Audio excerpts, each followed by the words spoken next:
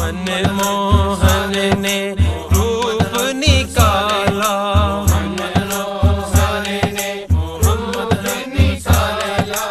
اس پہ فدا گھر بار، من موہن نے روپ نکالا۔ بسم اللہ الرحمن الرحیم۔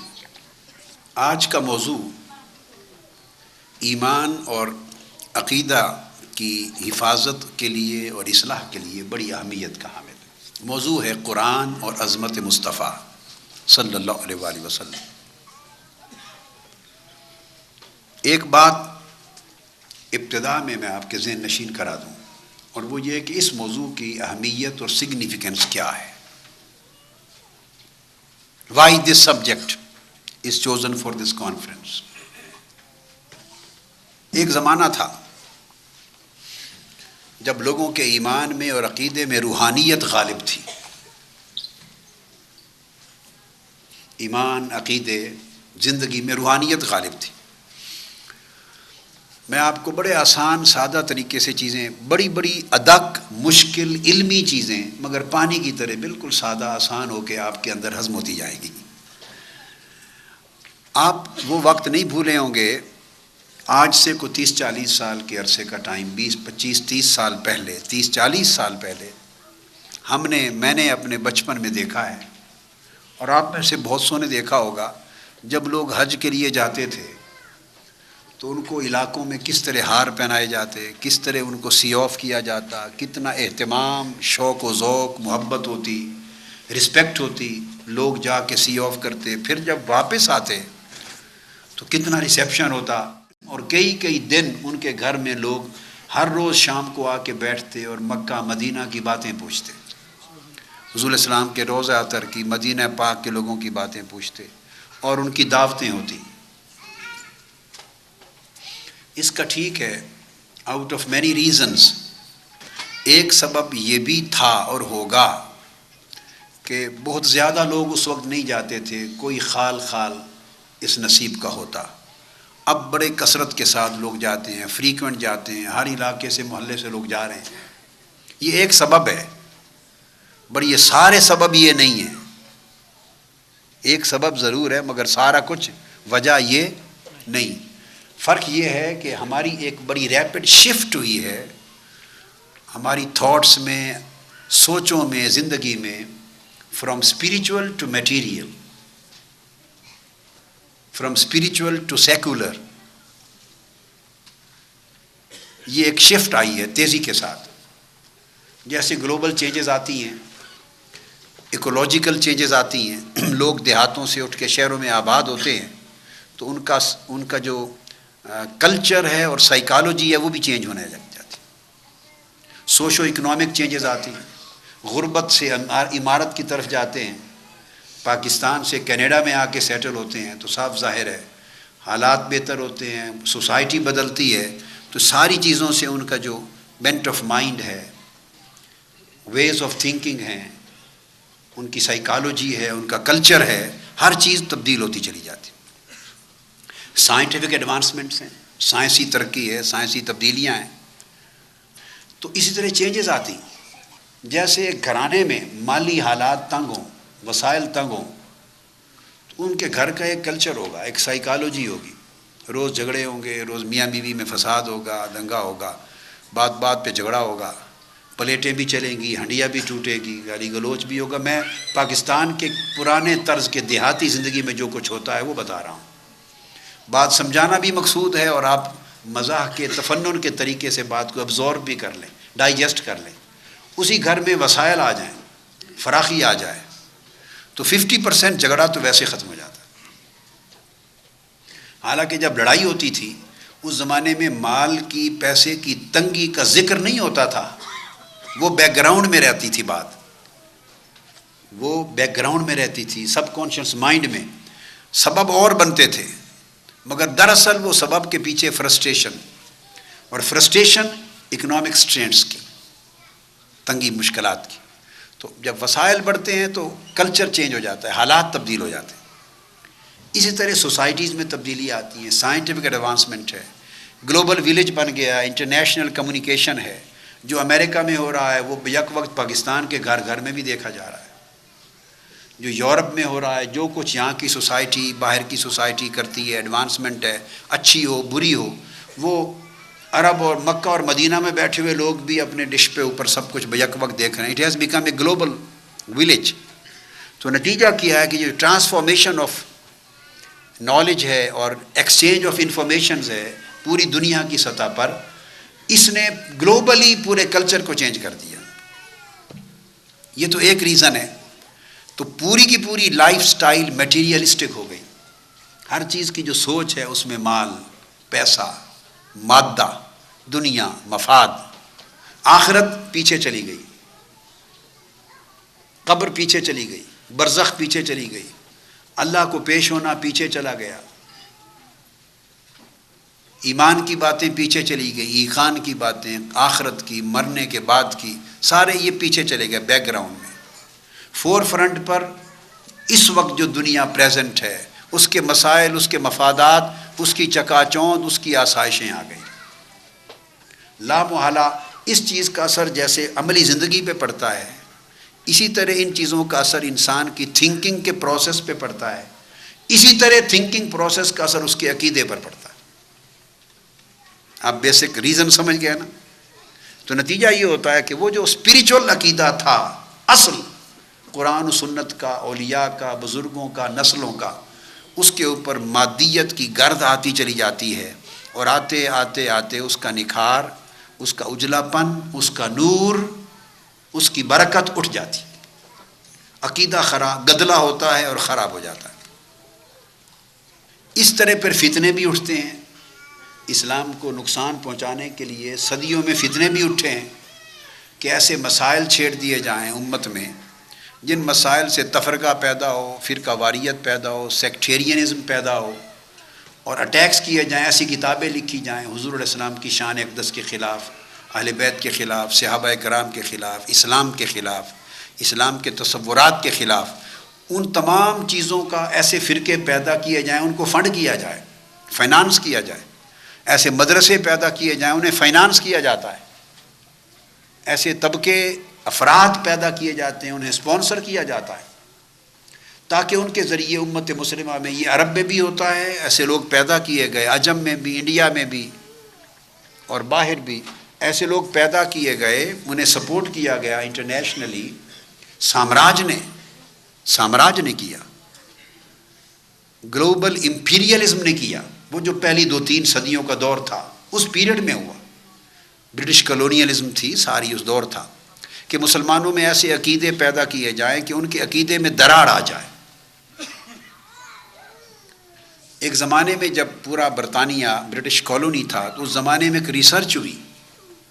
میں نے کتابوں میں پوری ڈیٹیلز کے ساتھ، میری تصانیف میں اس کے پورے ریفرنسز درج ہیں، اور برطانیہ کی جو لائبریری ہے سب سے بڑی برٹش میوزیم لائبریری، اس میں وہ ڈاکومنٹس بھی آج بھی محفوظ ہیں. میں نے اس کے حوالے بھی دیے ہیں میری کتابوں میں.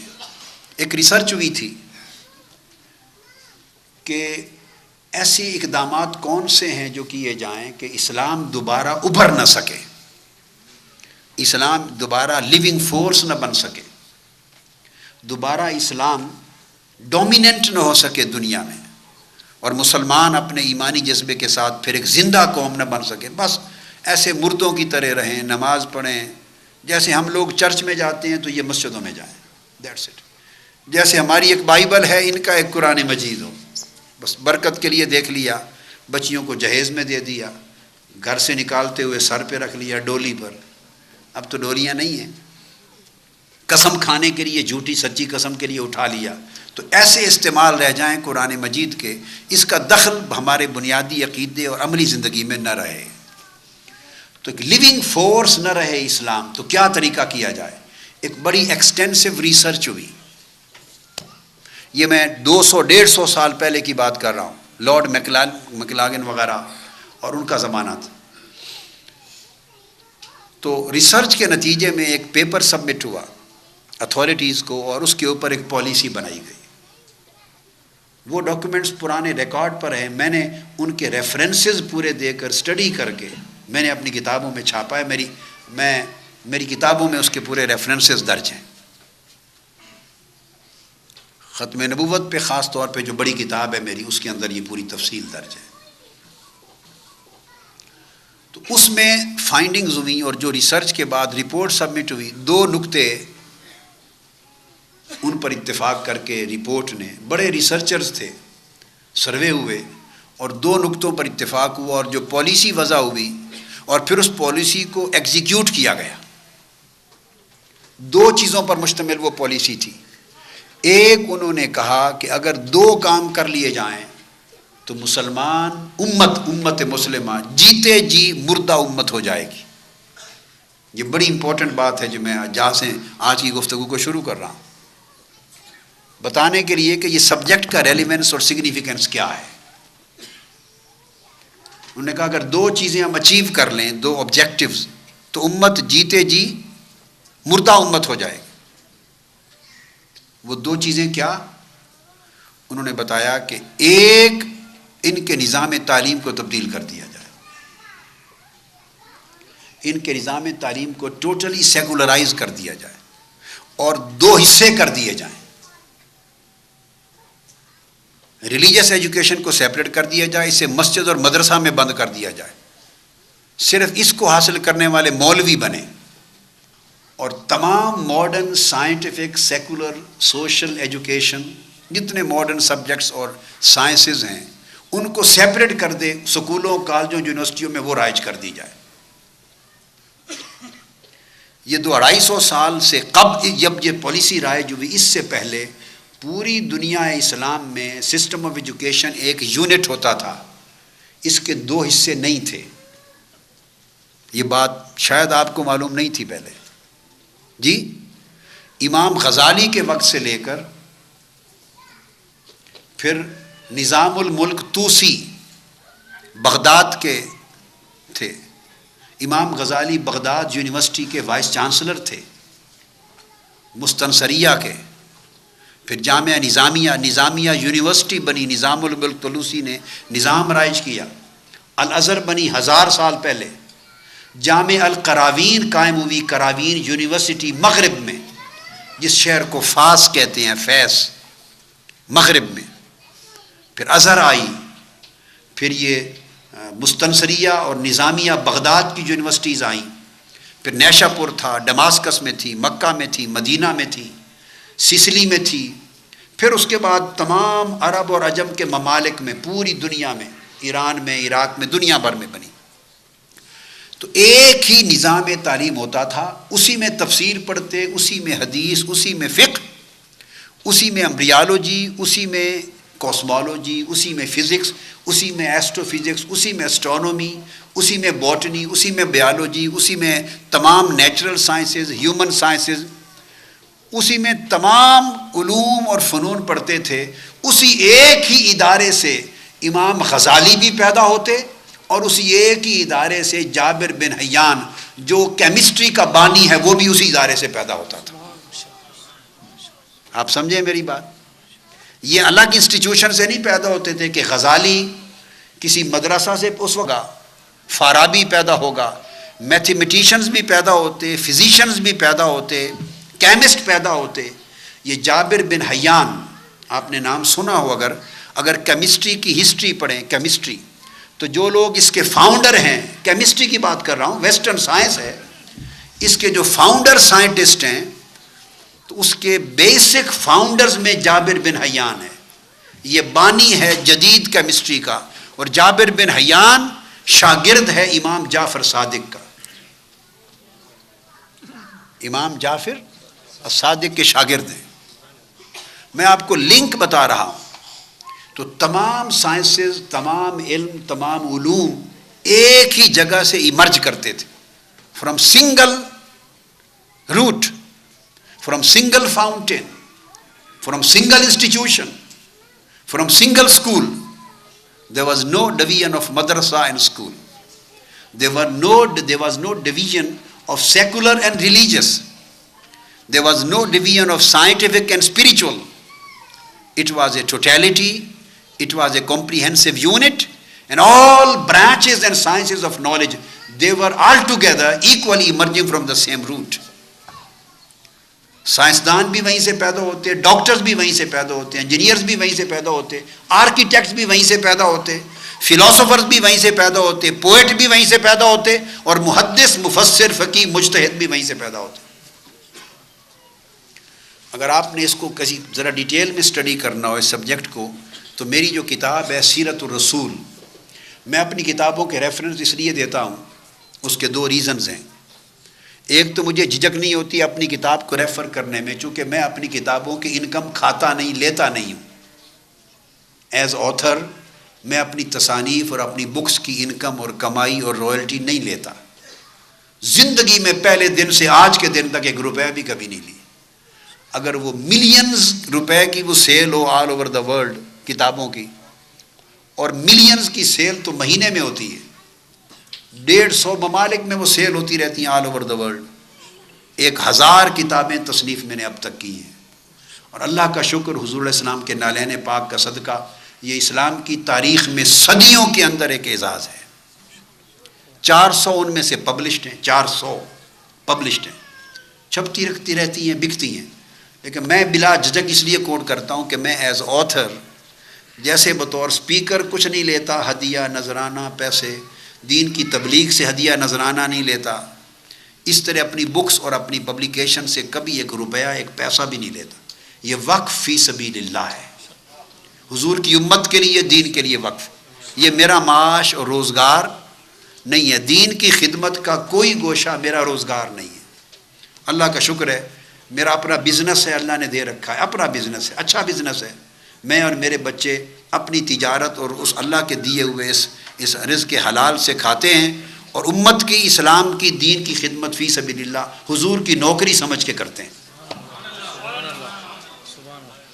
تو میں بلا جھجک کوٹ کرتا ہوں، چونکہ یہ نہیں ہے کہ کتابیں بکیں گی تو اس میں کوئی میری منفعت ہے، نہیں۔ میں تو ساری زندگی رات عشاء سے فجر تک بیٹھ کے لکھتا ہوں، عشاء سے فجر تک، اور لکھ کے حضور کی امت کے لیے سپرد کر دیتا ہوں اللہ اللہ کے رسول کی بارگاہ میں۔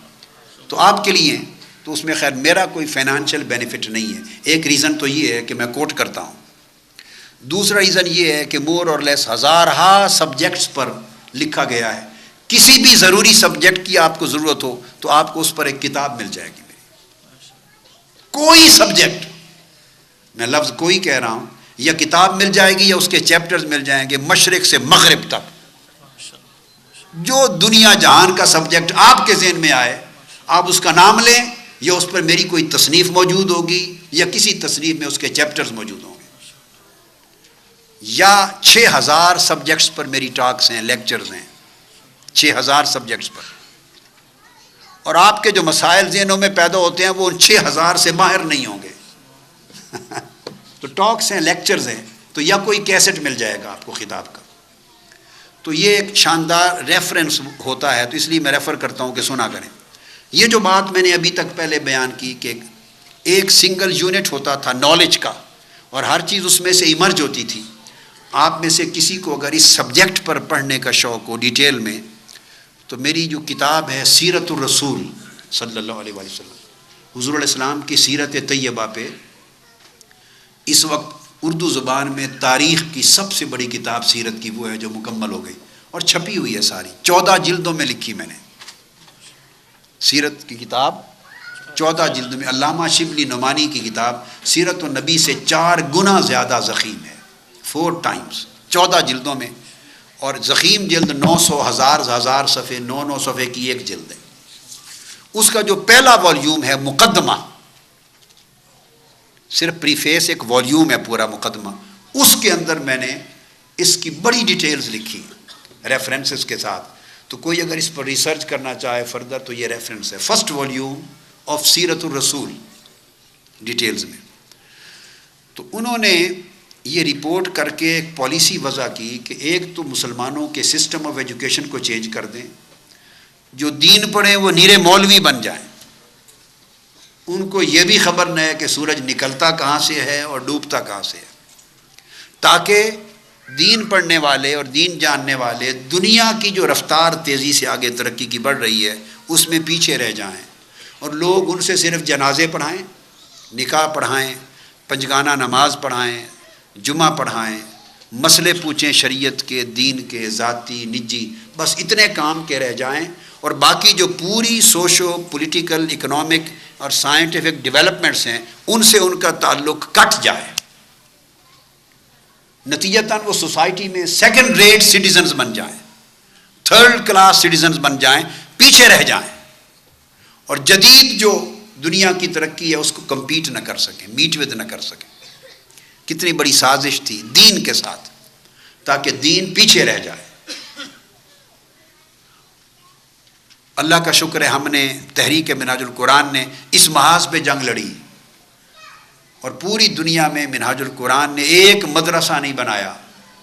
صدیوں پہلے جو نظام تھا سنگل یونٹ کا، جس میں ماڈرن اور اسپریچول یکجا تھا، منہاج القرآن کی یونیورسٹی اور کالجز نے دوبارہ اس نظام کو بحال کیا، تاکہ یہاں سے پڑھ کے نکلنے والے ان میں کوئی بھی نیرا مولوی نہ ہو، وہ عالم بھی ہو، وہ صوفی اور فقیر بھی ہو، اور دور جدید کا اسکالر بھی ہو۔ یہ نظام ہے، باقی ہر ایک کی اپنی صلاحیت ہے، محنت ہے، اس کی سطح ہے، جو جتنا گین کرے گا اتنا آگے ڈیولپ کر جائے گا۔ تو ایک سازش یہ ہوئی کہ نظام تعلیم کے دو ٹکڑے کر دیں اور باقی ساری زندگی سیکولرائز کر دیں، ریلیجس ایجوکیشن کو بند کر دیں مسجد اور مدرسہ کے اندر۔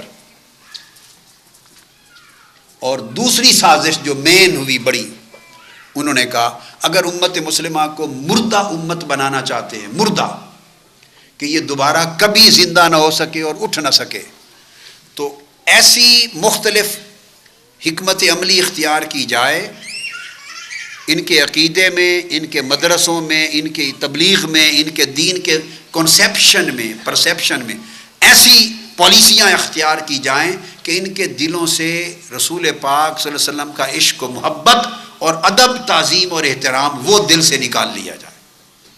یہ نمازیں پڑھیں، یہ روزے رکھیں، حج پہ جائیں، زکوٰۃ دیں، تبلیغیں کریں، مسجدیں بنوائیں اور عبادت کریں، کتابیں لکھیں، پورا عمل کریں، داڑیاں رکھیں، جو دین کا کام ہے کھل کے کریں، مگر اس کے اندر روح جو ہے عشق اور محبت رسول کی اور ادب اور تعظیم و احترام رسول کی، اس روح کو نکال لیا جائے۔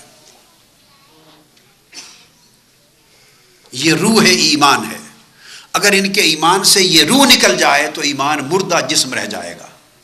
نمازیں پڑھیں گے، روزے رکھیں گے، داڑیاں ہوں گی، شکل و صورت ہوگی، تبلیغ کریں گے، نماز مسجدیں بنائیں گے، حج کریں گے، صدقہ خیرات، سارے کام اتنے اعلیٰ کریں گے دین کے کہ دنیا دنگ رہ جائے گی، مگر ان کے ایمان کا جسم اندر سے مردہ ہوگا، چونکہ عشق اور محبت رسول اور ادب اور تعظیم رسول کی جو روح ہے وہ اندر سے نکالی گئی ہوگی، وہ ان کو زندہ کرتی ہے، وہ انہیں زندہ کرتی ہے، وہ انہیں بلال حبشی جیسی تپش دیتی ہے کہ امت میں تفرقہ ہو جائے، ہر ایک کو مشرک بنا دیں، بدعتی بنا دیں، اور حضور علیہ السلام کے عشق اور محبت کو شخصیت پرستی کا نام دے دیں، ادب اور احترام کو شرک کا نام دے دیں، حضور کی ذات سے قلبی محبت اور قلبی لگاؤ کو توڑ دیا جائے، صرف پیروی کا تک تعلق رہ جائے، اطاعت تک تعلق رہ جائے، اتباع تک تعلق رہ جائے، نماز میں پیروی کرو، روزے میں پیروی کرو، سنت میں پیروی کرو، ظاہر سیرت میں پیروی کرو، شکل و صورت میں پیروی کرو،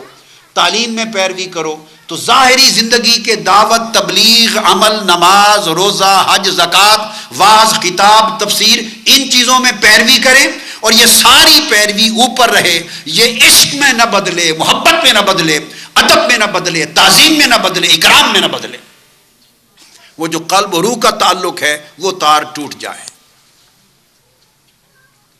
ان کے دلوں میں حضور کی عظمت نہ ہو، ان کے دل و روح میں، ذہنوں میں حضور کا ادب نہ ہو، آقا کی ساری کائنات سے بلند حیثیت وہ نہ ہو، اپنے جیسا سمجھنے لگے، تھوڑا سا اونچا نبی اور پیغمبر کی حیثیت سے،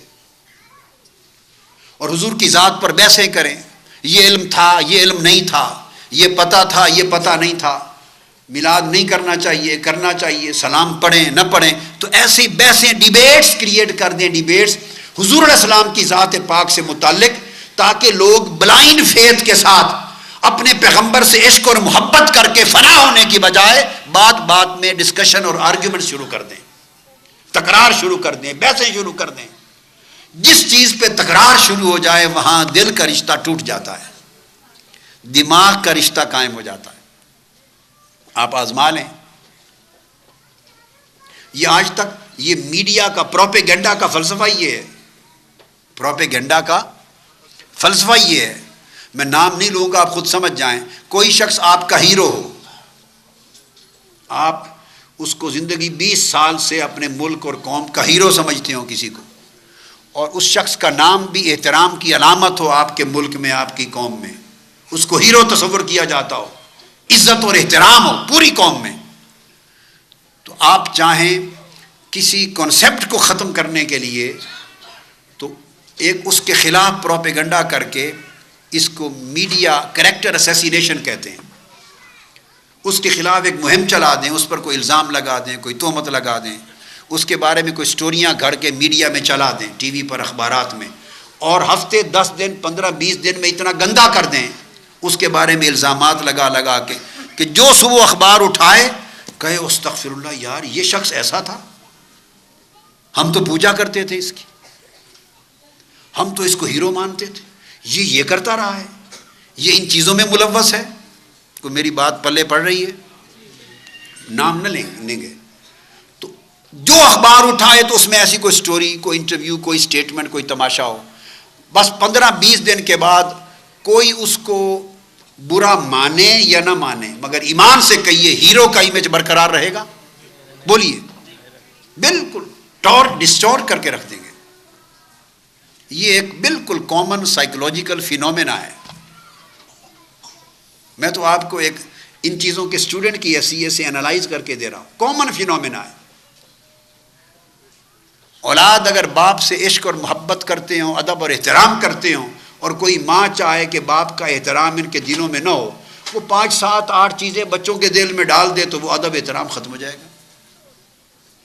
باپ چاہے اگر میاں بیوی میں خدا نہ کرے آپس کا جھگڑا ہے، وہ چاہے کہ ماں کے ساتھ اٹیچمنٹ نہ رہے، وہ ماں کے بارے میں 2 4 5 غلط باتیں اولاد کے ذہن میں ڈال دے تو احترام اور محبت ختم ہو جائے گی. بھئی یہ تو پروپیگنڈا ایک اتنا بڑا حربہ ہے کہ آپ کسی کے ذہن میں چند بیج، چند جرمز، جراثیم ڈال دیں، پھر وہ جراثیم خود پھلتے پھولتے رہتے ہیں، بقایا کام خود کرتے رہتے ہیں. You have to just inject some germs, کچھ جراثیم ڈال دیں پھر وہ پھلتے رہیں گے.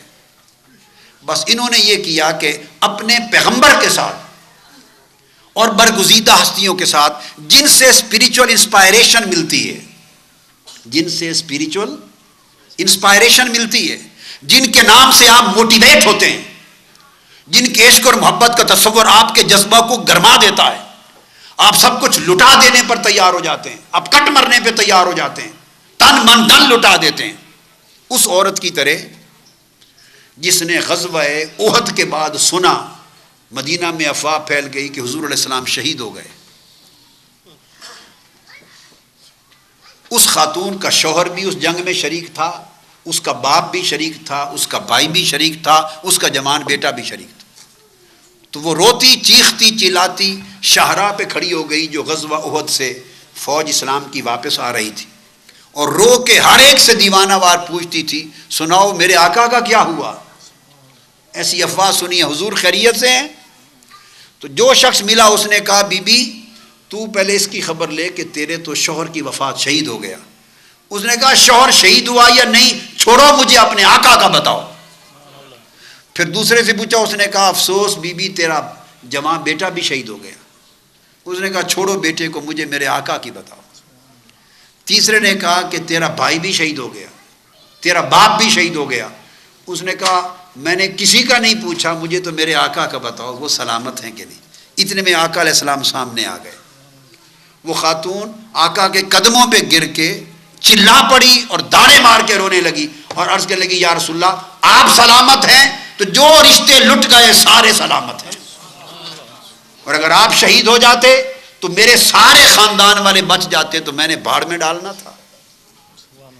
یہ جو رشتہ قلب، رشتہ روح، رشتہ عشق، رشتہ محبت، یہ جو دل کے جذبات کے اندر نس نس میں سمایا ہوتا ہے، جو انسان کے ایمان کو اتنا گرماتا ہے کہ وہ اپنا تن من دھن کسی کی خاطر قربان کر دیتا ہے، لٹ جاتا ہے، لٹا دیتا ہے.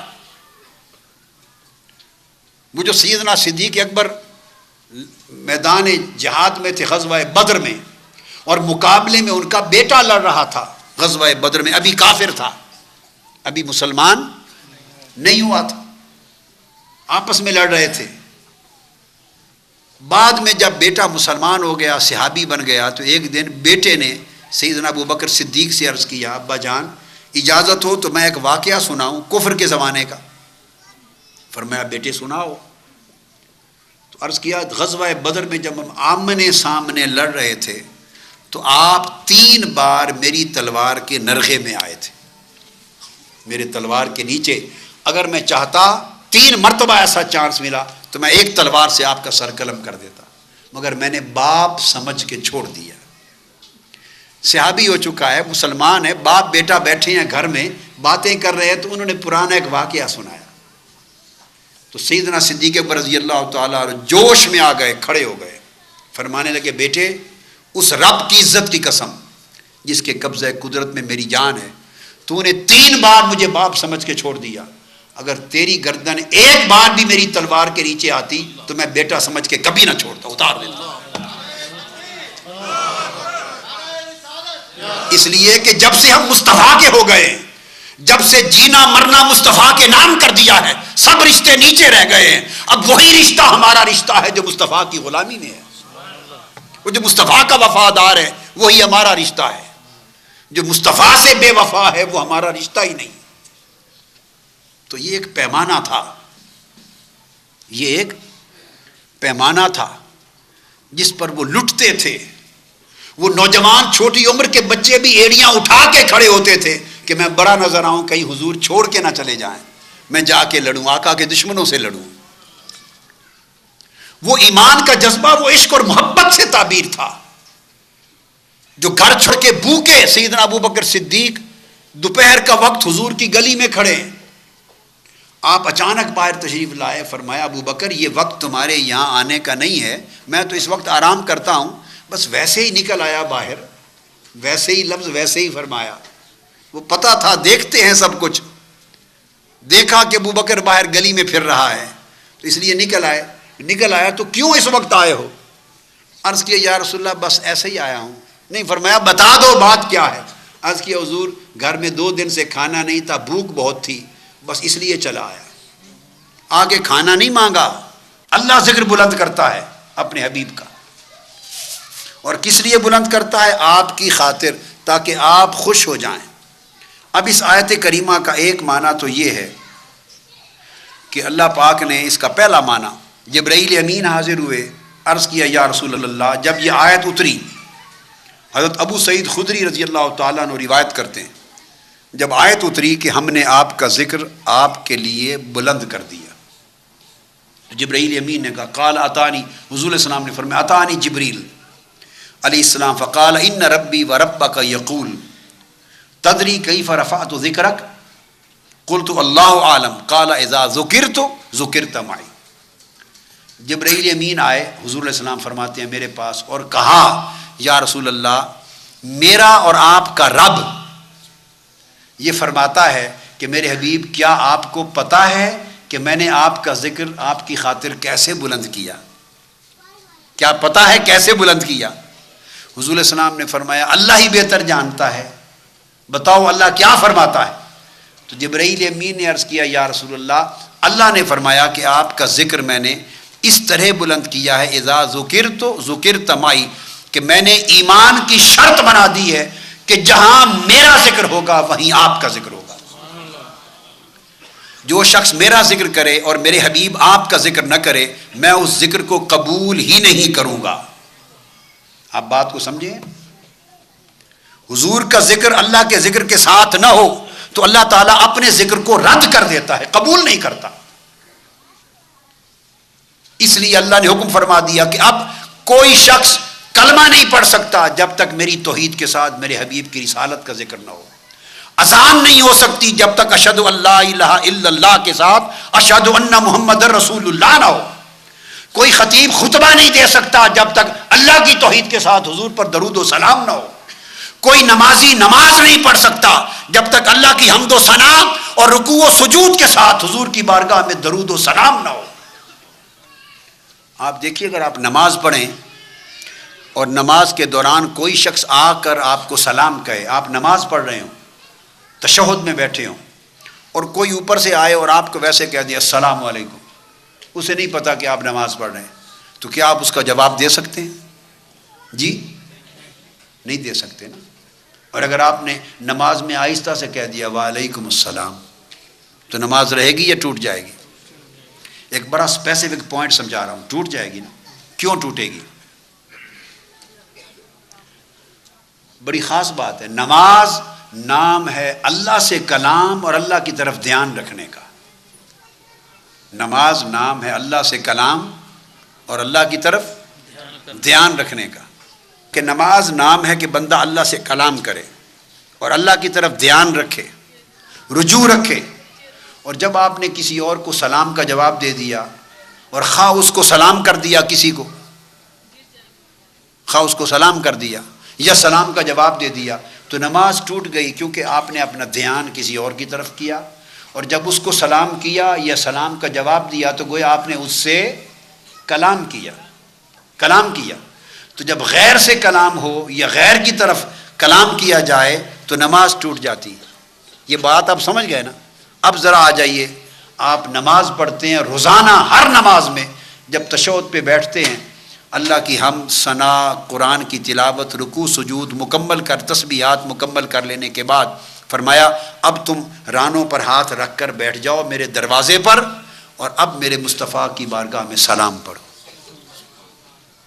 نماز کے اندر اب کہو السلام علیکہ ایھا النبی ورحمۃ اللہ وبرکاتہ۔ پہلے کہو التحیات للہ والصلوات والطیبات، اللہ کی بارگاہ میں عبادتوں کے نذرانہ پیش کرو، اور اب میرے حبیب مصطفیٰ کی بارگاہ میں سلام پیش کرو۔ السلام علیکہ، یہ نہیں ہے کلمہ، یاد رکھ لیں کہ حضور رسول پر سلام ہو یا نبی پر سلام ہو، یہ نہیں ہے۔ لفظ السلام علیکہ ایھا النبی، اے نبی یا رسول اللہ آپ پر سلام ہو۔ آپ ایڈریس کرتے ہیں حضور کو، آپ حضور کو ایڈریس کرتے ہیں یا نبی آپ پر سلام ہو۔ تو نماز ٹوٹی یا رہی؟ بولیے، رہی کیا؟ بنی ہی تب نماز، جب حضور پہ سلام پڑا تو نماز بنی۔ اگر نہیں پڑھیں گے تو اللہ کی حمد بھی گئی، ثنا بھی گئی، کھڑے ہو کے قرآن پڑھا ہوا بھی گیا، رکوع بھی گیا، سجود بھی گیا، تسبیحات جو کچھ اللہ کے لیے کیا تھا وہ سارا برباد گیا، نماز نہیں ہوگی۔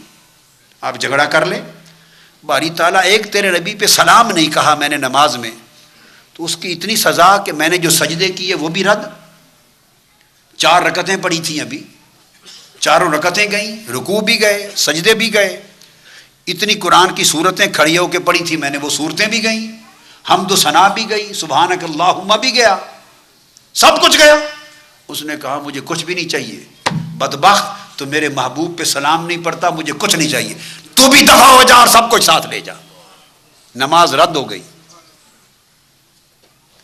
اوروں کو سلام کر دے تو نماز ٹوٹ جاتی ہے، اور حضور کو سلام نہ پڑھیں حضور پر تو نماز نہیں رہتی۔ آپ بات کو سمجھیں، اذا ذکرت ذکرت معی، فرمایا کہ میں نے ایمان کا قانون بنا دیا ہے کہ جب میرا ذکر ہو تو میرے مصطفیٰ کا ذکر ساتھ ہو۔ تم نے حمد کی، ثنا کی، تلاوت کی، رکوع کیا، سجود کیا، تسبیحات کی، یہ میرا ذکر تھا، اب میرا ذکر کر چکے، اب میرے مصطفیٰ کا ذکر کرو۔ تو یہاں سے لے کر رب اجعلنی مقیم الصلاۃ سے پہلے پورا حصہ تشہد کا سارا حضور کا ذکر ہے۔ اب آپ آج غور کریں، پورا تشہد اور التحیات حضور کا ذکر ہے۔ السلام علیکہ ایھا النبیوں سے شروع کرتے ہیں، اور پھر اشہد ان لا الہ الا اللہ و اشہد ان محمد عبدہ، پھر حضور پر شہادت دیتے ہیں، اور پھر بولیے درود شریف، اللہم صلی علی محمد وعلی آل سیدنا محمد، چلتے ہیں، اور پھر ابھی دل نہیں بھرا، پھر اس نے فرمایا ایک بار پھر درود پڑھو میرے حبیب پر، پہلے صلی کہہ کر پڑھا، اب بارک کے ذریعے پڑھو، اللہم بارک علی محمد وعلی آل محمد۔ باری تعالیٰ حضور پہ تو درود پڑھا لیا، ساتھ تو نے کہا وعلی آل محمد، حضور کی اولاد پر بھی پڑھو، حضور پر بھی درود پڑھایا، حضور کی اولاد پر بھی پڑھایا، اور نماز نہیں ٹوٹی۔ اور پھر فرمایا حضور کے باپ پر بھی پڑھو، حضرت ابراہیم علیہ السلام جو جد ہے، دادا، کما صلیت علی ابراہیم وعلی آلہ، اور پھر ان کی پوری اولاد حضور تک سب پہ پڑھو۔ حضور کے پورے نسب پہ درود پڑھایا، کیا حضور کے پورے نسب پر، انسیسٹرز پر بھی اور اولاد پر پورا درود اوپر نیچے، سارا ذکر تشہد میں حضوری کا اور حضور کی اولاد اور آبا و اجداد کا ہو رہا ہے، درود اور سلام ہو رہے ہیں۔ یہاں نماز کا جا کے اینڈ ہو گیا، فرمایا اب دعا کرو جو کرنی ہے، اب قبول کر لو۔ تو فرمایا میں نے محبوب کا ذکر اپنے ذکر کے ساتھ اس طرح جوڑ دیا ہے کہ نہ نماز قبول ہے ذکر مصطفیٰ کے بغیر، نہ کوئی حج قبول ہے ذکر مصطفیٰ کے بغیر، نہ خطبہ قبول ہے، نہ کلمہ قبول ہے، نہ اذان قبول ہے، کوئی شے قبول نہیں۔ اب سمجھیں بات کو؟ تو گویا حضور پر درود و سلام کو اللہ نے اپنی نماز کے اندر رکھ دیا ہے۔ اس لیے رکھ دیا ہے، اللہ تعالیٰ کو معلوم ہے کہ ایسے نادان بھی ہوں گے مولوی قسم کے لوگ جو دین سے حضور کے عشق اور محبت کو نکال کر دین کو روکھا بنا کے بیان کرنا چاہیں گے، تو اللہ پاک نے فرمایا وہ ہر جگہ سے درود و سلام ہٹا لیں گے، میں نماز کے اندر رکھ لیتا ہوں، اب کہاں نکالیں گے؟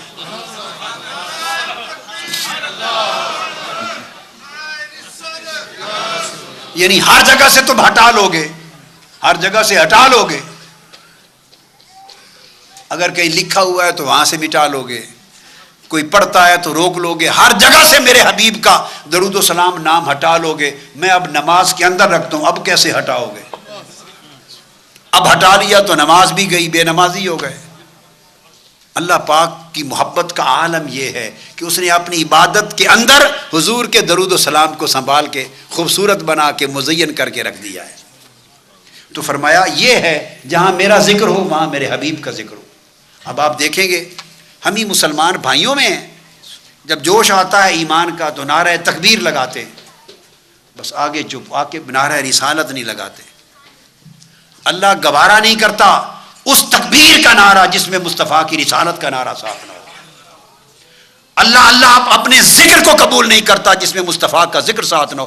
جس رب نے کلمہ صرف لا الہ الا اللہ نہیں رکھا، ساتھ محمد رسول اللہ رکھا ہے، جس رب کا کلمہ اللہ رسول دو ناموں کے ساتھ اکٹھا ہے، تم اپنا نعرہ اللہ کے نام کا لگاؤ اور رسول کا نہ لگاؤ، اللہ خوش ہوگا اس سے؟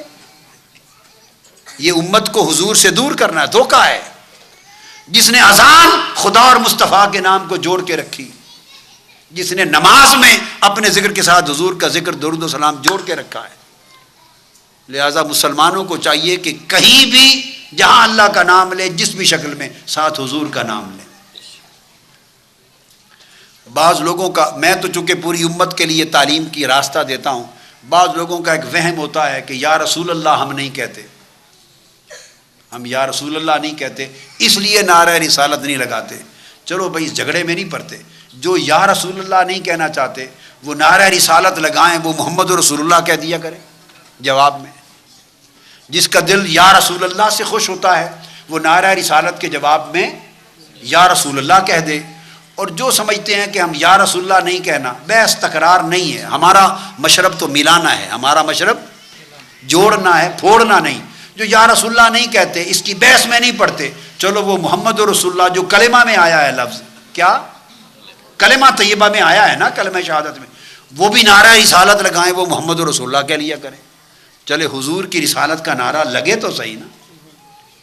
تو یہ تو اللہ کے منشا کے خلاف ہوا کہ اللہ کا نام بلند کیا، اللہ انتظار کرتا ہے کہ اب یہ میرے حبیب کا نام لیں گے۔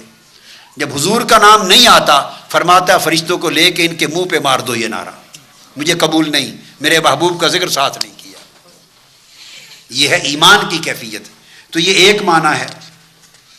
اب اس کے بعد اس کا دوسرا معنی ہے وَرَفَعْنَا لَكَ ذِكْرَكَ، دوسرا معنی اس کا، اس سے اونچے درجے کا۔ اسے امام ابن عطا اور امام جعفر الصادق نے بیان کیا دوسرا معنی، اور وہ یہ ہے کہ جعلتک ذکرم من ذکری فمن ذاکرک ذاکرنی۔ اور امام جعفر صادق فرماتے ہیں لا یذکرک احد بالرسالہ इल्ला ज़ाकरनी बिर्रुबुबिय्या। फरमाया इसका माना यह है कि ऐ मेरे हबीब सल्लल्लाहु अलैहि वसल्लम, मैंने आपका जिक्र खुद अपना जिक्र बना दिया है। देखिए, पहले था कि आपका जिक्र मेरे जिक्र के साथ किया जाए। The both remembrances should be combined together.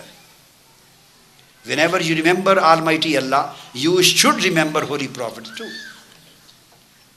Both of remembrances, both of slogans, both of raising of the both names should be together, should be put together. उनको जुदा डिटैच न किया जाए, they shouldn't be detached.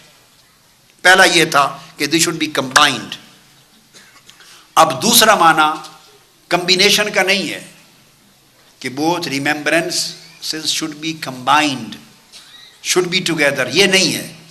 अब दूसरा माना ये है, जालतु का जिक्रम मिन जिक्री, ऐ मेरे हबीब मैंने आपके जिक्र को ही अपना जिक्र बना दिया है। अगर कोई सिर्फ आपका नाम ले ले, आपका जिक्र कर दे, तब भी मैं खुश हूं। आपके जिक्र करने में मेरा जिक्र खुद ब खुद हो गया है। आपकी समझ में आई ये बात? ये हुजूर के दर्जे को, अजमत को और ऊंचा कर दिया। पहले था कि मैं तब खुश होता हूं कि जहां मेरा जिक्र हो तो मेरे हबीब का जिक्र भी साथ हो, छोड़ा ना जाए हबीब के जिक्र को। अब फरमाया जो इस मुकाम को पाले और ईमान का दर्जा और बुलंद करना चाहे तो फरमाया मेरी खुशी इससे भी ज्यादा ये है कि हबीब आपके जिक्र को मैंने अपना जिक्र डिक्लेयर कर दिया है। कोई शख्स अगर सिर्फ आपका जिक्र करे तो उसके नामे अमाल में यह लिखा जाएगा कि उसने आपका भी किया और मेरा भी जिक्र किया। आपके जिक्र को मैंने अपना जिक्र बना दिया है। यानी कोई शख्स हुजूर इस्लाम की नात पढ़े, नात, तो गोया उसको दर्जा और सवाब ये मिलेगा कि उसने हुजूर की नात भी पढ़ी और अल्लाह की हम्द भी पढ़ी, क्योंकि हुजूर की नात खुद अल्लाह की हम्द है। हुजूर की नात, हुजूर की तारीफ अल्लाह की हम्द है। चूंकि अल्लाह, हुजूर का जिक्र अल्लाह बुलंद कर रहा है, तो जिसने हुजूर का जिक्र किया उसने वही जिक्र किया जो अल्लाह कर रहा है। तो हुजूर के जिक्र को अल्लाह ने अपना जिक्र बना दिया। यूं नहीं कहा, इसके बरअक्स नहीं कहा कि जो मेरा जिक्र करे उसने आपका जिक्र कर लिया, यूं नहीं कहा, बल्कि कहा फमन जाकारा का जाकारानी, जो आपका जिक्र करे उसने गोया मेरा ही जिक्र कर लिया, ये फरमाया। इसके बरअक्स ऑन अदर हैंड ये नहीं फरमाया कि जो मेरा जिक्र करे गोया उसने आपका जिक्र कर लिया, ये नहीं फरमाया। ये तो लोगों को छूट मिल जाएगी, मेरा जिक्र करेंगे आपका नहीं करेंगे। तो फरमाया नहीं, इस तरफ है जो आपका जिक्र करे उसने मेरा जिक्र कर लिया। तो हुजूर इस्लाम के जिक्र को अल्लाह ने अपना महबूब जिक्र बना दिया, अपना महबूब जिक्र बना दिया। और फिर इसके अंदर एक तीसरा माना है, और वो तीसरा माना ये है, यहां तक था, पहले था कि अल्लाह ने अपने और अपने हबीब के दोनों जिक्र इकट्ठे कर दिए। अब दूसरा माना यह है कि हुजूर के जिक्र को अल्लाह ने अपना जिक्र बना दिया। अब तीसरा माना यह है कि वहां जिक्र हुजूर का अल्लाह का जिक्र बन गया था।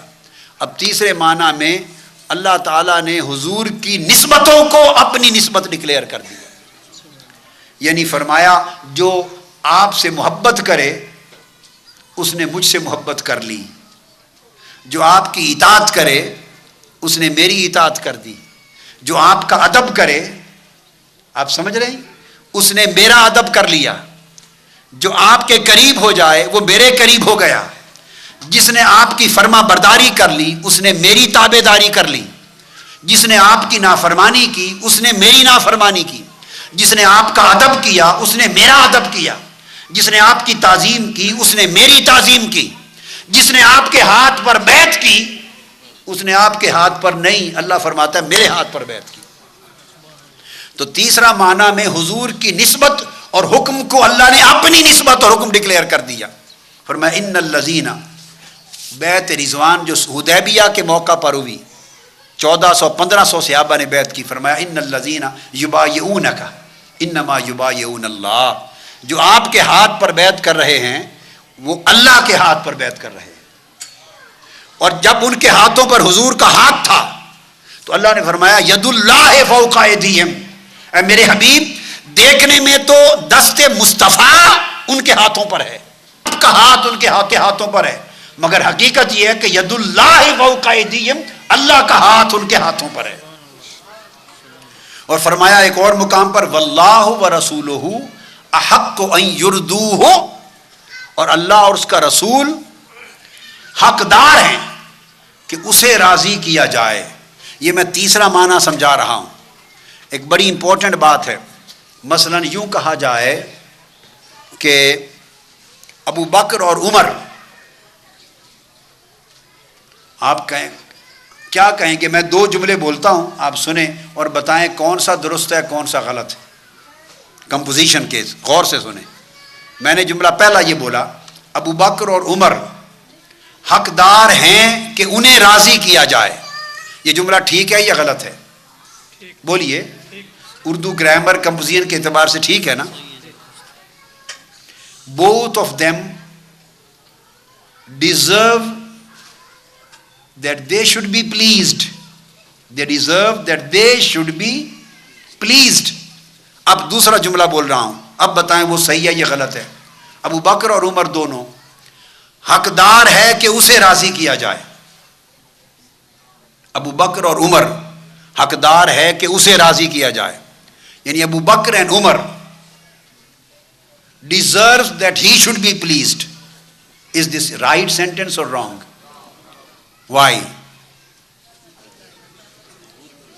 You say but دو کی بات ہے تو why are you saying he should be pleased?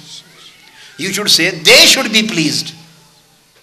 آپ کو کہنا چاہیے انہیں راضی کیا جائے، اور آپ کہہ رہے ہیں اسے راضی کیا جائے، اسے تو ایک کے لیے ہوتا ہے، اور جب دو ہوں تو then you should say they should be pleased. انہیں راضی کیا جائے، بڑی ایزلی سمجھ آ گئی۔ اب کم ٹو دا ہولی قرآن، اب دیکھیے اللہ نے کیا لکھا ہے کیا فرمایا ہے قرآن مجید میں؟ اللہ پاک نے فرمایا واللہ ورسولہ، almighty Allah and his messenger, اللہ اور اس کا رسول احق ان یردوہ، حقدار ہے کہ اسے راضی کیا جائے۔ یہ قرآن ہے، یہ قرآن ہے۔ تو بولیے قرآن میں اللہ نے غلط فرمایا یا صحیح فرمایا؟ تو کہنا تو یہ چاہیے تھا اپیرنٹلی کہ they should be pleased, Allah and his holy messenger they deserve to be pleased, they should be pleased, یہ کہنا چاہیے تھا، مگر اللہ کہہ رہا ہے Allah and his messenger he should be pleased.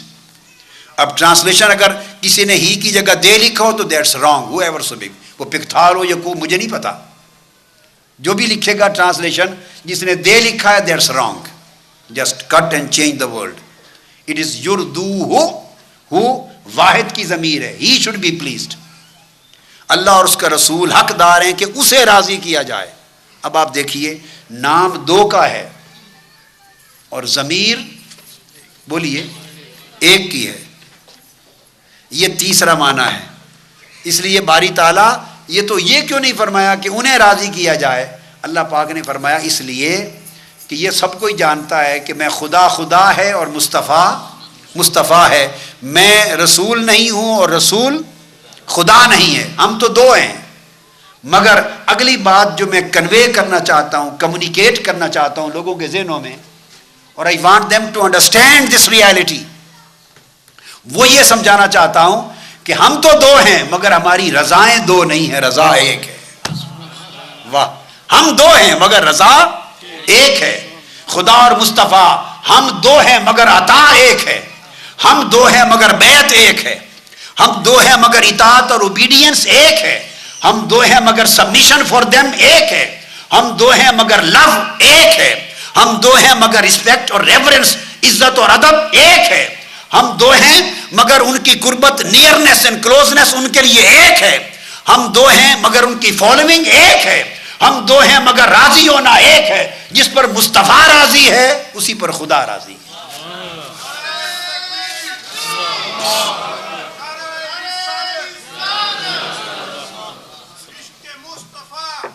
اب آپ سمجھے نا بات؟ یہ سورہ توبہ اٹھا کے دیکھیں، فرمایا کہ اچھا تھا اگر وہ راضی ہو جاتے اس پر جو انہیں عطا کیا تھا اللہ نے اور اللہ کے رسول نے اپنے فضل سے. فضل ہی اگین ہی عربی میں بھی ہے, اسی کو ٹرانسلیٹ کر لیں انگلش کا ہی, from his blessings. It was better if they would have been pleased with his blessings. ذکر اللہ اور اللہ کے رسول کا ہے, مگر دونوں کا ذکر کر کے فرمایا it was better to them to be pleased with his blessings. They would have pleased with, بولیے, his blessings. اس کے فضل سے راضی ہو جاتے. فضل ہما نہیں فرمایا کہ ان کی بلیسنگ سے, their blessings نہیں کہا, his blessings. Why? وہ سمجھانا یہ چاہتا ہے کہ اگر بات ہو پرسنز کی, ذات کی, تو میں خدا ہوں اور میرا حبیب مصطفیٰ ہے, ذاتیں دو ہیں, مگر جب فضل کی بات ہو تو فضل دونوں کا ایک ہے, عطا دونوں کی ایک ہے, رضا دونوں کی ایک ہے. تو جب اللہ نے حکم ایک بنا دیا, ذاتیں دو رکھی, نسبت اور حکم اور عطا اور رضا ایک بنا دیا, تو پھر یہ کہنا کہ خدا سے مانگو مصطفیٰ سے نہ مانگو, کتنی بڑی جہالت اور بدبختی ہے. خدا کی مانگ الگ ہے اور مصطفیٰ کی مانگ الگ ہے. وہ تو کہتا ہے ایک ہے, دینا بھی ایک ہے, لینا بھی ایک ہے, عطا بھی ایک ہے, رضا بھی ایک ہے, در بھی ایک ہے, گھر بھی ایک ہے. کیا کہتے ہو؟ اور میں عطا کرتا ہوں, انما انا قاسم واللہ یؤتی, میں عطا کرتا ہوں, میرا مصطفیٰ تقسیم کرتا ہے. ایک ہی عطا ہے. یہ فرمایا یہ تیسرا معنی ہے کہ اتنا اپ گریڈ کر دیا حضور علیہ السلام کو, اتنا اپ گریڈ کر دیا آقا علیہ السلام کی ذات اقدس کو کہ اللہ پاک نے نسبت اور حکم ایک بنا دیا. اب آگے ایک بڑی لطیف بات آگے بیان کرنا چاہتا ہوں. میں چھوڑ کے چند ایک نمونے لے رہا ہوں قرآن مجید کے. میں نے کہا یہ سینکڑوں ہیں, بس اب میں تھوڑے سے آخری لے رہا ہوں چند ایک بڑی اہم, بڑی توجہ سے سمجھیں گے بات. یہ سورہ توبہ ہے. یہ بھی واقعہ یوں ہوا کہ کچھ منافق تھے مدینہ میں, اور ابھی ان کو ظاہر نہیں کیا گیا تھا. ایک وقت آیا جب اللہ نے اجازت دی حضور علیہ السلام کو, فرمایا میرے حبیب ان منافقوں کے نام لے لے کر ان کو ظاہر کر دیں, ننگا کر دیں. جب اسلام طاقتور ہو گیا تو then they were exposed. ان کا نام لے لے کر ہولی حضور علیہ السلام نے ایکسپوز کر دی. تو it was before that exposition, اس سے پہلے تو وہ چھپ کے رہتے تھے مسلمانوں میں, نماز پڑھتے, روزے رکھتے, جہاد پر جاتے اور فتنہ گری کرتے, فتنہ گری. اس وقت جب ایک جہاد کا وقت آیا جنگ پر, اور کچھ منافق نہیں جانا چاہتے تھے, گھبرا رہے تھے, ڈر رہے تھے, وہ حضور علیہ السلام کی خدمت میں آئے اور آ کر اجازت مانگی. کوئی گھر کا عذر پیش کیا, مجبوری کہ گھر کی کوئی پریشانی ہے, یا رسول اللہ گھر کی کوئی مجبوری ہے تو ہمیں اجازت دے دیں کہ ہم رخصت دے دیں, ہم گھر رہ جائیں. رخصت مانگی, گھر رہ جائیں. وہ منافق تھے. حقیقت یہ تھی کہ اصل میں وہ جانا نہیں چاہتے تھے ایٹ اینی کاسٹ. بہانہ بنا لیا, گھر کوئی بیوی بیمار ہے, بچے بیمار ہیں, کوئی بزنس ہے, ڈیڈ ہونی ہے, مورگیج سائن ہونی ہے, کوئی لین دین ہے, ٹرانزیکشن ہے, کوئی بہانہ بنا لیا. مورگیج سائن ہونی ہے, کوئی لین دین ہے, ٹرانزیکشن ہے, کوئی بہانہ بنا لیا بیماری کا, اور بہانہ بنایا تو اجازت مانگنے آئے, یا رسول اللہ اجازت دے دیں, ہمیں رخصت کر دیں. تو آقا نے فرمایا ٹھیک ہے رہ جاؤ, اجازت دے دی. دس واز دا واقعہ, انسیڈنٹ. جب ہو گیا تو اللہ پاک نے اس پر آیت اتاری. اللہ پاک فرمانا یہ چاہتا ہے, اب یہ سمجھیں, کیا میرے حبیب ان کو آپ نے اجازت رخصت کیوں دے دی؟ نہیں دینی چاہیے تھی. اگر آپ ان کو اجازت نہ دیتے اور ان کی درخواست ریجیکٹ کر دیتے, فرماتے کوئی رخصت نہیں, جاؤ جہاد پر چلو, تو وہ خود بخود ایکسپوز ہو جاتے. انہوں نے جانا پھر بھی نہیں تھا تو ننگے ہو جاتے. آپ نے ان کو اجازت کیوں دے دی, رخصت کیوں دے دی؟ اللہ پاک یہ فرمانا چاہتا ہے. اب بات بڑی اہم ہے, لطیف, بڑی توجہ سے سمجھیں. حضور علیہ السلام اجازت دے چکے تھے, اللہ پاک فرمانا چاہتا ہے کہ اجازت کیوں دی، اگر نہ دیتے تو خود ایکسپوز ہو جاتے. تو گویا حضور نے جو کیا تھا اللہ پاک دوسری بات مختلف فرمانا چاہتا تھا. اب یہ بات کس طرح کی اللہ نے وہ آیت قرآن مجید کی دیکھی. اس سے پتہ چلے گا کہ رشتے کی نوعیت کیا ہے، اسے اپنے حبیب سے محبت کیسی ہے، وہ اپنے محبوب پر شفقت کتنی کرتا ہے، وہ اپنے محبوب کے دل کو کبھی رنجیدہ نہیں ہونے دیتا، نہیں چاہتا کہ میرے حبیب کے دل پر بوجھ آ جائے، رنج آ جائے، طبیعت میں ملال آ جائے، پریشانی آ جائے، نہیں چاہتا. اتنا کرم ہے. اب اس نے فرمایا اف اللہ عنک لما اذنت لهم. یہ سورہ توبہ آیت نمبر 43. فرمایا اف اللہ عنک لما اذنت لهم.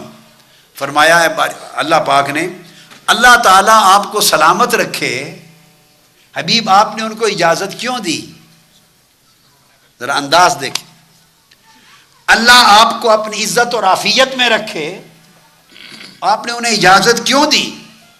اف اللہ عنک، اللہ آپ سے کبھی ناراض نہ ہو.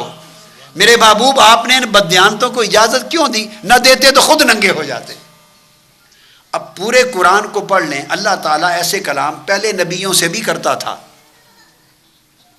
پہلے انبیاء اور رسولوں سے بھی کرتا تھا. کوئی بات ہوئی تو تلقین کر دی، مگر اس طرح کہ بات کرنے سے کہ اجازت کیوں دی، پہلے دعا دے دے. اجازت کیوں دی؟ پہلے تسکین دے دے کہ اللہ آپ سے ناراض نہ ہو، اللہ آپ کو سلامت رکھے. You should always be in blessing of Allah. Why did you give permission to them? Allah always be pleased with you. He may be pleased with you. Why did you permit to them? Allow to them not to go there. تو اندازہ کریں یہ انداز. اب آدم علیہ السلام کا بھی میں کوٹ کرتا ہوں. آدم علیہ السلام نے بھی جب دانا کھایا تو اللہ تعالیٰ نے ان سے بھی کلام کیا. جب جنت کا دانا کھا لیا تھا ایک درخت کا، تو ان سے بھی فرمایا. کیا فرمایا؟ فرمایا الم انہکما ان تلکما الشجرہ واقل لکما ان الشیطان لکما عدو مبین. اے آدم اور حوا، کیا میں نے آپ کو منع نہیں کیا تھا کہ اس درخت کا پھل نہیں کھانا؟ اور کیا میں نے آپ کو نہیں بتایا تھا کہ شیطان آپ کا کھلا دشمن ہے؟ بس اسٹریٹ فارورڈ سیدھی بات کر دی. کوئی جملہ پہلے لگایا ہے کہ آدم اللہ آپ کو سلامت رکھے، اللہ آپ سے خوش رہے، آپ کبھی دکھی نہ ہوں، آپ کو میں نے نہیں کہا تھا کہ اس درخت کا پھل نہیں کھانا؟ ایسی کوئی بات کی ہے؟ نہیں، اسٹریٹ فارورڈ بات کر دی. الم انہکما ان تلکما الشجرہ، کیا میں نے آپ کو منع نہیں کیا تھا اس درخت کے پھل کھانے سے؟ وَأَقُلْ لَكُمَا إِنَّ الشَّيْطَانَ لَكُمَا عَدُوٌّ مُبِينٌ، کیا میں نے آپ کو نہیں کہا تھا کہ شیطان کھلا دشمن ہے، اس کی قسموں پر نہ جانا؟ بالکل اسٹریٹ فارورڈ ڈائریکٹلی بات کہہ دی. اب دونوں کو ذرا کمپیئر کریں. وہ رب آدم کا بھی ہے علیہ السلام، وہ رب محمد مصطفیٰ کا بھی ہے صلی اللہ علیہ وسلم. حضور بھی اللہ کے برگزیدہ بندے ہیں، آدم علیہ السلام بھی اللہ کے برگزیدہ بندے ہیں. وہ بھی بندے، وہ بھی بندے، وہ بھی نبی، یہ بھی نبی. اور وہ ادھر بھی رب ہے ادھر بھی رب ہے. وہ جس سے جس طرح چاہے کلام کرے، وہ مالک ہے. مگر نہیں، وہاں اس انداز سے کلام کرتا ہے جب دانا کھا چکے. فرمایا آپ کو منع نہیں کیا تھا کہ درخت کا دانا نہیں کھانا؟ اور جب حضور علیہ السلام سے بات کی سورہ توبہ تو فرمایا اف اللہ عنک لما اذنت لهم، اللہ آپ کو سلامت رکھے، میرے حبیب ان کو اجازت کیوں دی؟ اللہ آپ کو عافیت میں رکھے، اللہ آپ سے کبھی ناراض نہ ہو، انہیں اجازت کیوں دی؟ اس پر قاضی ایاز رحمۃ اللہ علیہ نے لطیف بات کہی. فرمایا اللہ نے اجازت کیوں دی؟ یہ بات کرنے سے پہلے ایک شفقت برا، ملاطفت برا، محبت برا، لطف و کرم سے بھرا ہوا کلام کر دیا، اس سے دل کو تسکین دے دی. اور فرمایا اگر سیدھی یہ بات کرتے لما اذنت لهم، جیسے آدم علیہ السلام سے کی تھی، آپ نے انہیں اجازت کیوں دی؟ اگر سیدھی یوں بات کرتے تو قاضی ایاز رحمۃ اللہ علیہ اور ائمہ تفسیر کئی بزرگ فرماتے ہیں کہ ممکن ہے اس سے حضور کی طبیعت گھبرا جاتی کہ شاید میرا عمل اللہ کو پسند نہیں آیا، شاید اللہ کہیں ناراض نہ ہو گیا ہو.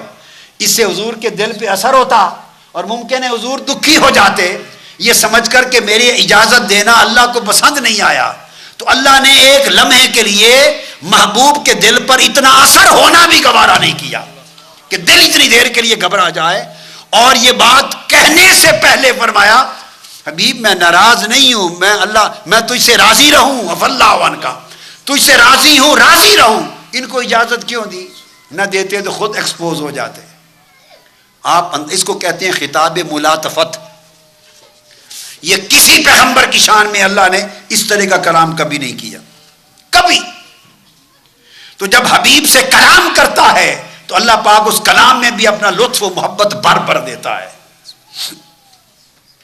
ایک اور قرآن مجید میں سورہ انعام میں ہے، ارشاد فرمایا قد نعلم انہ لیحزنک الذی یقولون فانہم لا یکذبونک ولکن الظالمین بآیات اللہ یجحدون۔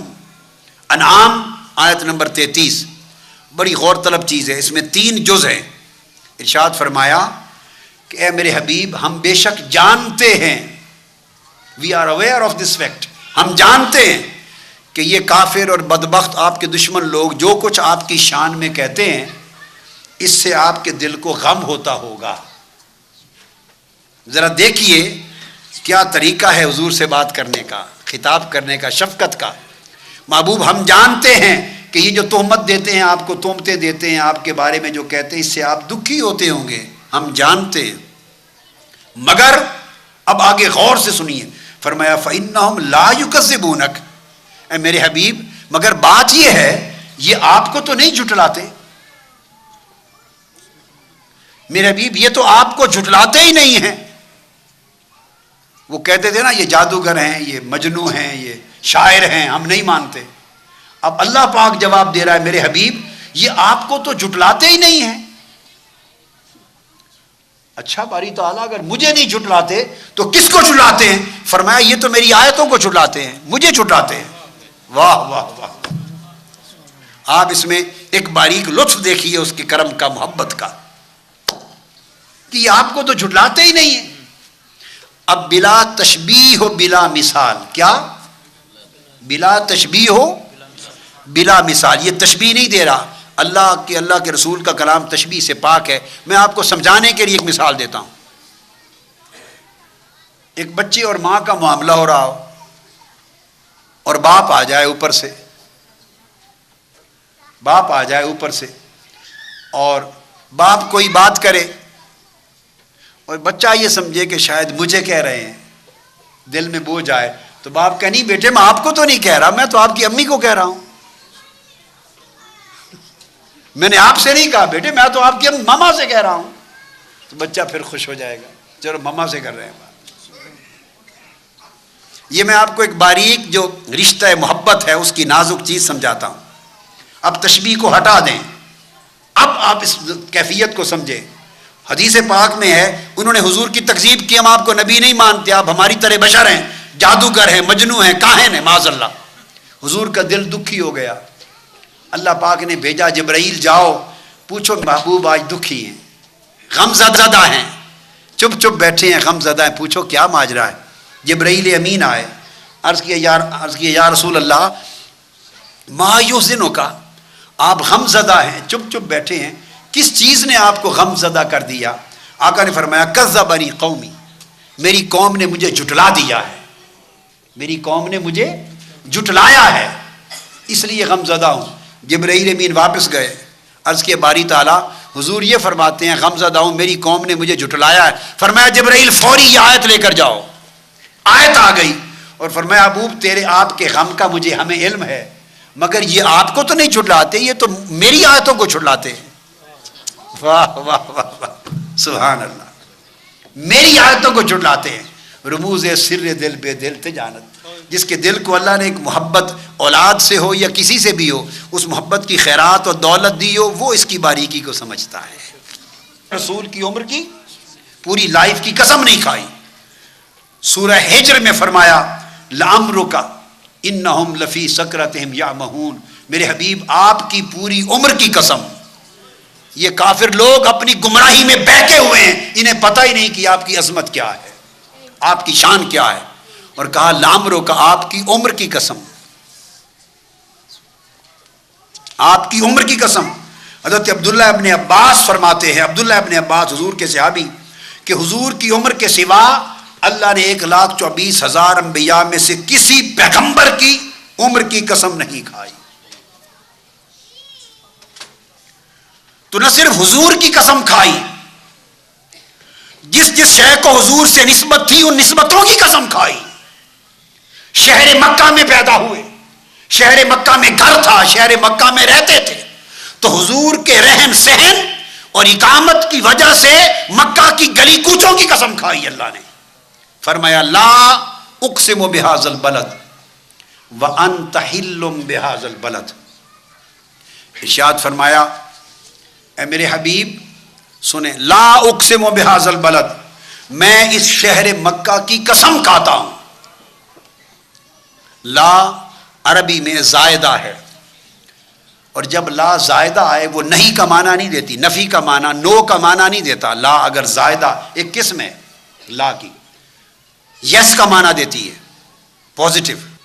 اس کا مقصد یہ ہوتا بتانا کہ مجھے کسی کی قسم کھانے کی ضرورت نہیں ہے، میں بے نیاز ہوں، کسی کی قسم کھانے کی مجھے حاجت نہیں۔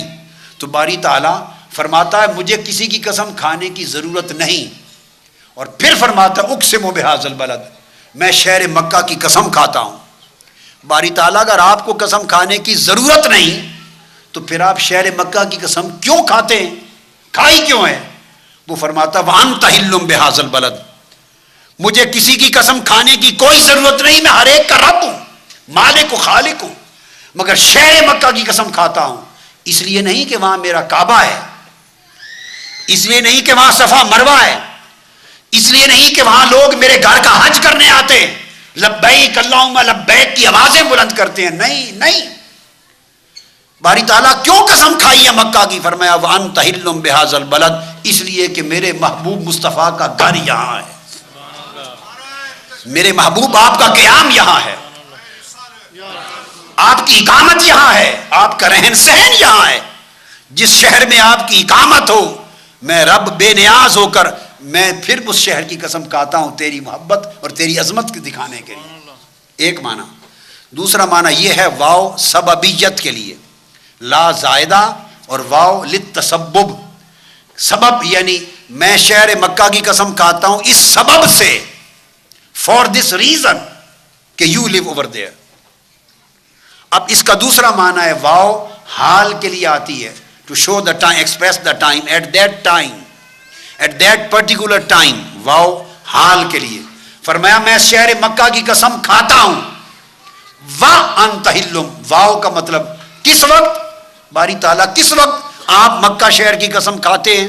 انت حل بہذا البلد، حبیب جب آپ گھر سے نکل کر اس شہر کے گلی کوچوں میں گھومتے ہیں تو میں اس شہر کی ہواؤں کی قسم کھاتا ہوں، فضاؤں کی قسم کھاتا ہوں، اس کے گلی کوچوں کی زمین کی قسم کھاتا ہوں جہاں آپ خرام ناز کرتے ہیں، اس حال میں جب آپ چلتے ہیں آزادی سے قسم کھاتا ہوں۔ پھر تیسرا معنی ہے لا استفہام کا ہے، استفہامیہ، کویسچن کا، استفہام انکاری۔ اس کا معنی ہے لا اقسم بہذا البلد، تیسری تفسیر، میں اس شہر مکہ کی قسم نہ کھاؤں، یہ ایک سوال کا انداز ہے۔ تیسرا معنی میں اس شہر مکہ کی قسم نہ کھاؤں، کیوں نہ کھاؤں، کیسے ہو سکتا ہے، کیوں نہ کھاؤں؟ وانت حل بہذا البلد، حبیب کیسے ممکن ہے آپ کا گھر بھی اس شہر میں ہو اور پھر بھی قسم نہ کھاؤں؟ یہ قرآن مجید کی انٹرپریٹیشنز ہیں۔ تیسرا معنی ہے، اور چوتھا معنی اس آیت میں یہ ہے لا نافیہ ہے، یہ نو کے لیے آیا، فور نو، نہیں کے معنی میں۔ تو اب لا جب نفی کے لیے آئے کی قسم نہیں کھاؤں گا ان فیوچر، میں شہر مکہ کی قسم نہیں کھاؤں گا۔ باری تعالیٰ کب؟ اب تو آپ کھا رہے ہیں، تو کب نہیں کھائیں گے؟ فرمایا وَأَنْتَ حِلٌّ بِهَذَا الْبَلَدِ، جب آپ اس شہر کو چھوڑ کر چلے جائیں گے، ہائے ہائے، جب آپ اس شہر کو چھوڑ کر ہجرت کر جائیں گے، مدینہ چلے جائیں گے، تو پھر ہم نے اس شہر کی قسم کیوں کھانی ہے؟ تو آپ اندازہ کریں کہ اللہ تعالیٰ نے حضور علیہ السلام کی کتنی عظمت کو اجاگر کیا ہے. اور اس کے بعد فرمایا ووالد وما ولد، اس شہر کی قسم جہاں آپ پیدا ہوئے، اس شہر کی قسم جہاں آپ رہے، ووالد، اور اس والد کی قسم جس کی آپ اولاد ہیں. والد کی قسم، اب کسی اور کے والد کی تو نہیں اللہ قسم کھا رہا نا جی. ووالد، یہ قسم کھائی ہے یا حضور کا والد آدم علیہ السلام کو کہہ کر، یا حضور کا والد حضرت ابراہیم علیہ السلام کو کہہ کر. اور میرے حبیب آپ کے شہر ولادت کی قسم، آپ کے شہر اقامت کی قسم، آپ کے شہر سکونت کی قسم، اور پھر آپ کے والد کی قسم، وما ولد، اور اس کی قسم جس کا میلاد ہوا، جن کی ولادت ہوئی. وما ولد، جن کی ولادت، حضور کی ولادت کی قسم کھائی، میلاد کی. حضور کے والد کی قسم کھائی، حضور کے شہر ولادت کی قسم کھائی. یہ شان کسی اور کو اللہ تعالیٰ نے نہیں دی. اور پھر بات کو ختم کر رہا ہوں ایک خاص چیز کے بیان پر. یہ تو اس کا پہلو تھا پازیٹو، کہ کس طرح اللہ نے حضور کی شان کو بلند کیا، عظمت کو اجاگر کیا، تاکہ حضور کی عظمت کا تصور ہمارے دلوں میں بیٹھے، ادب اس سے پیدا ہو، احترام پیدا ہو، تعظیم پیدا ہو، اور حضور کے ساتھ ہمارا ادب کا، احترام کا، رسپیکٹ کا، لو کا، ایموشنل سینٹیمنٹل اٹیچمنٹ پیدا ہو.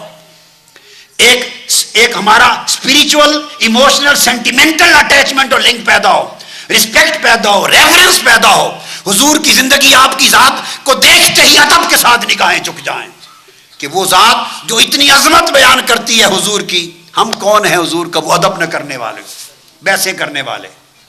دوسرا آخری بات جس پہ ختم کر رہا ہوں، اب ایک نیگیٹو اینگل، اور جس نے حضور کی بے ادبی کی اس پر اللہ نے کیا کہا.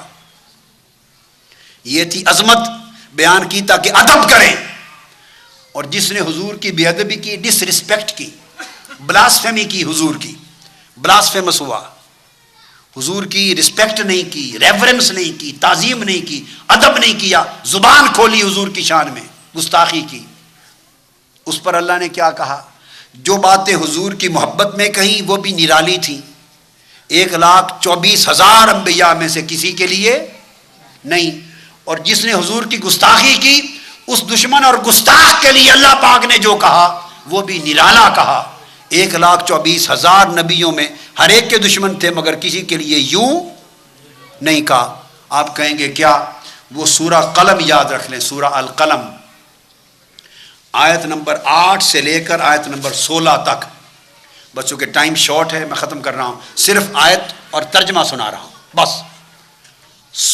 8 آیتیں اللہ نے بیان کی. ایک شخص تھا، اس نے حضور کی گستاخی کی اور محمد کی بجائے معاذ اللہ مزمم کہا. استغفر اللہ. مزمم یعنی praised, Muhammad means the praised one, اور مزمم مینز معاذ اللہ دی کنڈیمڈ ون. کنڈیمنیشن کی، مزمم کا، گستاخی بے ادبی کی اس بدبخت نے.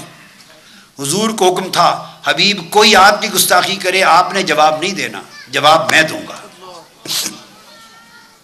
ابو جہل نے ہاتھ اٹھایا تھا حضور کی طرف، اے محمد اس لیے ہمیں بلایا تھا کوئی صفا پر کہ اپنی توحید اللہ کی اور اپنی رسالت کا میسج دے؟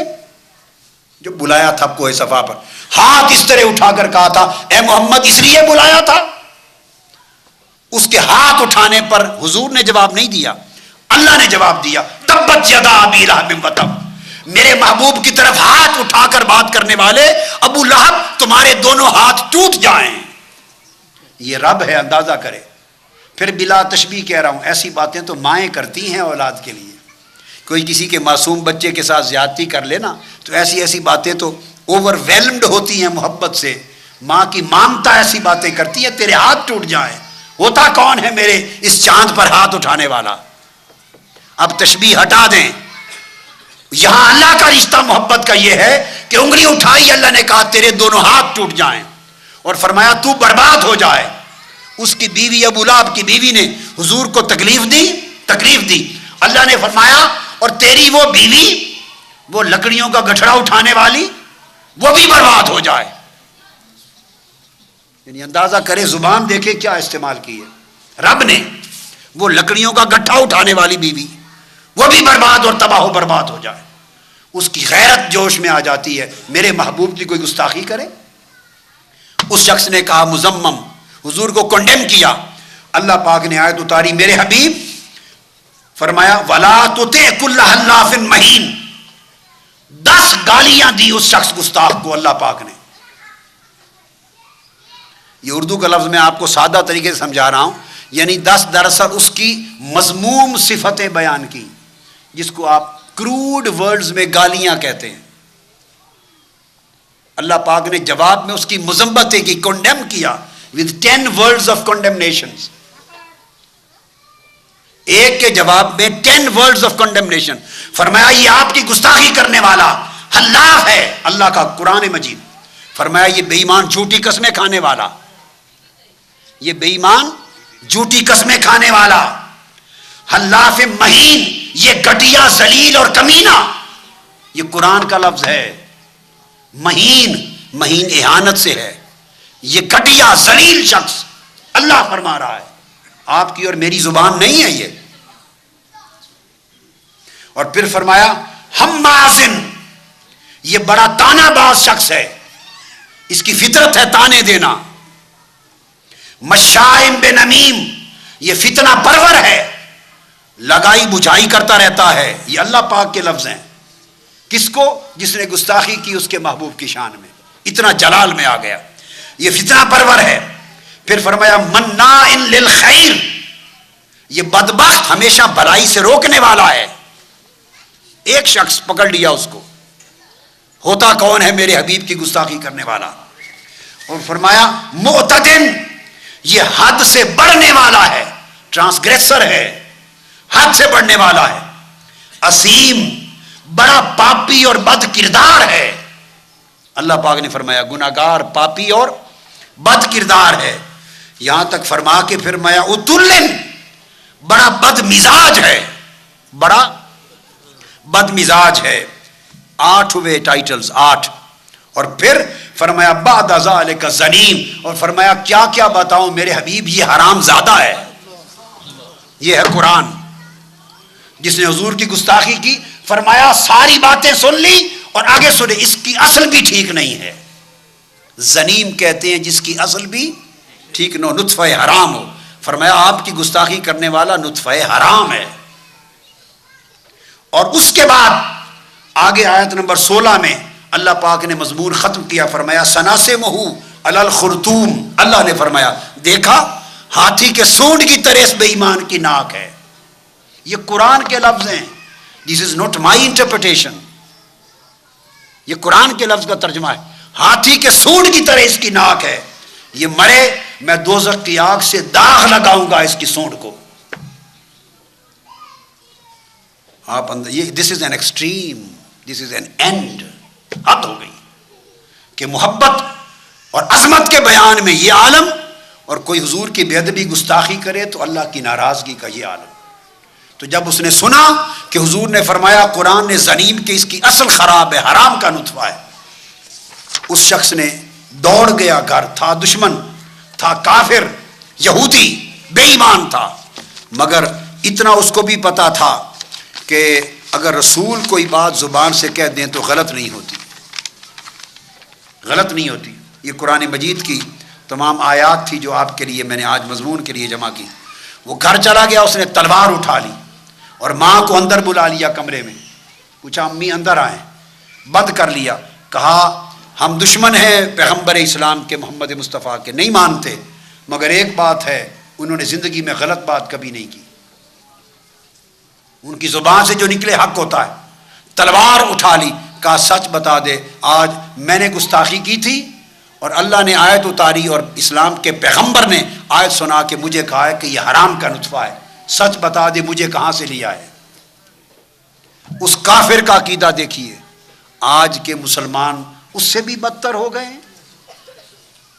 وہ یہودی دشمن کافر ہو کر عقیدہ رکھتا ہے کہ جو بات حضور نے کہہ دی حضور جانتے ہیں, حضور جانتے ہیں, کہہ دیا حرام کا نطفہ ہے تو یہ بھی پتا ہے. اور آج مسلمان ہو کر حضور کے علم پر اعتراض کرے تو ہم کہاں, where do we stand, where do we stand, ہمارا رشتہ کیا رہ گیا حضور کی ذات کے ساتھ. تلوار اٹھا لی, بتاؤ کہاں سے لیا ہے مجھے. اس کی ماں کانپ گئی. اس نے کہا بیٹے سچ بتا دوں, مارو گے تو نہیں؟ اس نے کہا سچ بتاؤ گے تو چھوڑ دوں گا.